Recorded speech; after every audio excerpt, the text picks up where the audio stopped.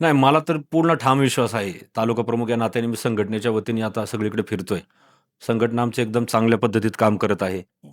4ही गट आणि 8 पंचायत समितीच्या जागा आणि 4 जिल्हा परिषद जागा. हं. आम्ही 12 जागा जिंकू असा माझा ठाम विश्वास आहे. दादा, पक्षात बंडाळी झाली तुमच्या तालुक्यामध्ये, त्यावर काय बोलाल? नाही आता काय झालं एक आमचे माजी तालुका प्रमुख आहेत, हां. हरिभाऊजी लोळे. हां. यांना या ठिकाणी एका छोट्या ग्रामपंचायतीचे सरपंच होते ते. हं. त्यांना आपण 2017 साली पक्षात घेतलं. हां. पंचायत समितीची त्यांच्या मंडळीला उमेदवारी दिली. हं. निवडून आणलं.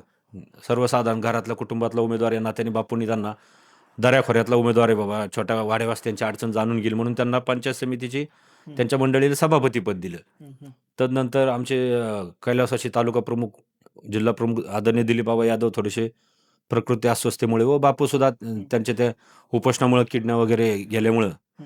त्यांनी थोडासा आपला लोड कमी होईल ह्या हिशोबाने त्यांना संधी दिली, बाबा तुम्ही सगळं तालुक्यातला कार्यभार बघा.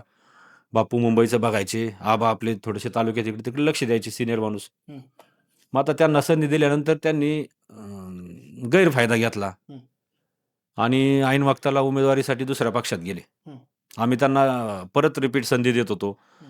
पंचायत समितीच्या सभापती संदर्भाने. पण त्या काय संदर्भात तुमचं काही बोलणं झालं का, की या आम्ही हे करू? हो, त्याच्या संदर्भाने मी शेवटच्या गटकेपर्यंत प्रयत्न केला त्यांची मनधरणी करण्याचा. हं. पण आता त्यांच्या मनात पूर्वनियोजित काहीतरी असेल असं मला वाटतं. त्याच्यामुळे त्यांनी थांबले नाहीत. काही सायकल ट्रॅक वगैरे त्याची कामं वगैरे हं. जे असतील, कदाचित ते स्वार्थापोटी त्यांनी पक्षांतर केलं असावं असं मला वाटतं. पक्षाला काही फटका बसू शकतो? नाही बसणार हा किल्ले पुरंदरच्या अवतीभोवती राहणारा हा सगळा मावळा आहे.